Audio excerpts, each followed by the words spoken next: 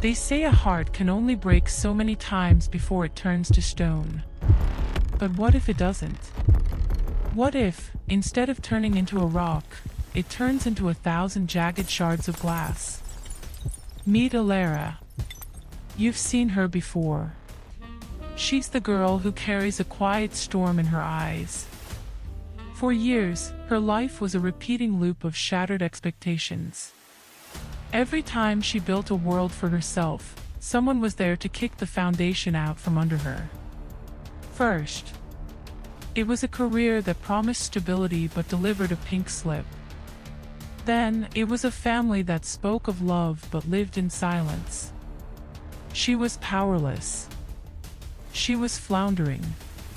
And just when she decided to stop trying, she found him. Before we get to the betrayal, and believe me, it's a masterclass in cruelty, you need to understand the breaking. Elara didn't just fail, she disintegrated. She trusted a mentor. He stole her ideas.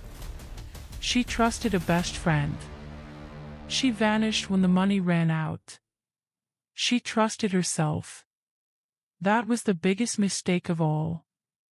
Each time, the world told her she was too much or not enough. She felt helpless. Paralyzed. She began to believe that her destiny was simply to be a lesson for others on how not to live. Then came Julian. He didn't arrive with a fanfare. He arrived with a proven kind of kindness. He was her sanctuary. Julian was different. He didn't just listen, he heard the silence between her words. He spent months helping her pick up the pieces. He was patient. He was consistent.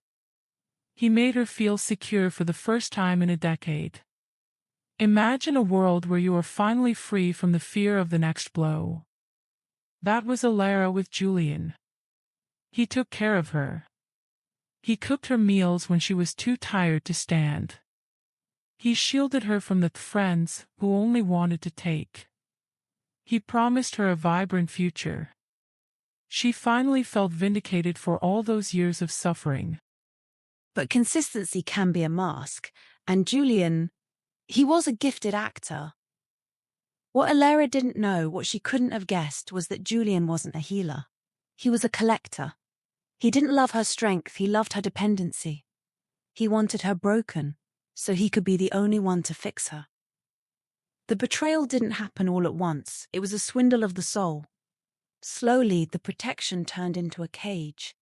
The care turned into control. One night, Elara discovered the hidden truth. She found the files. Julian hadn't just found her by accident. He had targeted her. He had used her past trauma as a blueprint to manipulate her into handing over her inheritance, the only thing she had left. He didn't just take her money, he took her hope. When she confronted him, the mask didn't just slip, it shattered. He looked at her with an arrogant smirk and told her she was too broken to be believed. He left her with nothing, no money, no home, no Julian. Elara sat in the empty apartment they once called a home. She felt the familiar urge to break, to crumble, to surrender. But then she looked at the jagged glass on the floor from a picture he'd knocked over. And for the first time, she didn't see a mess. She saw a weapon. Elara decided that living well wasn't enough. She wanted to turn the tables, but she wouldn't use a knife and she wouldn't use a lawyer. Julian had already bought. She would use information. She spent the next year in the shadows. She didn't hide. She observed. She created a revolutionary platform, a support group for wealthy men looking to save troubled women. It was a honeypot, an exclusive membership. She used Julian's own proven methods against him. She didn't mention his name. She didn't have to. She created a curiosity gap so large that Julian, ever the predator, couldn't help but walk right into it. She lured him in with the promise of a new broken target, an insider secret about a massive trust fund. When he arrived at the meeting, expecting a victim, he found a room full of the very people he had fleeced. Elara didn't scream. She didn't cry. She simply stood at the front of the room and revealed the truth. Every wire transfer, every recorded conversation, every hidden lie was displayed for the world to see. Julian was exposed, his reputation burned, his future limited. Elara didn't just break the cycle, she undid the damage by becoming the architect of her own destiny. She realized that while glass is easy to break, it's also impossible to ignore when it catches the light. Want to know the most unbelievable part? She didn't just take his money back, she used it to build a community for others to find their own breakthrough. Because sometimes, the best revenge isn't an ending, it's a masterpiece.